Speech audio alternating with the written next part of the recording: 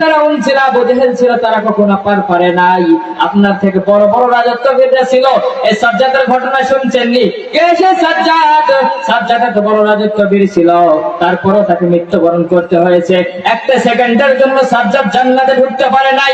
সাজ্জাদ আল্লাহর সাথে নাফরমানি করে এত বড় একটা জান্নাত বানাইলো। আল্লাহকে বলে, আল্লাহ আমি আপনার জান্নাতে প্রবেশ করব না, আমি আমার নিজের জান্নাত বানাইবো, আমি আমার নিজের জান্নাতের মধ্যে প্রবেশ করব। আল্লাহর সাথে নাফরমানি করলো।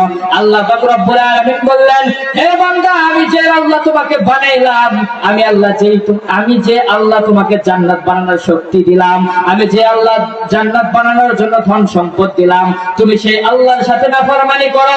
তুমি সেই আল্লাহর সাথে কেমনে নাফরমানি করো? আমি আল্লাহর সাথে টক্কর দিয়ে তুই পারবি না। পারবেনি? আল্লাহর সাথে টক্কর দিতে পারবেনি? আল্লাহর সাথে টক্কর দিতে পারবে না। সাজ্জাদ এবার জান্নাত বানানোর জন্য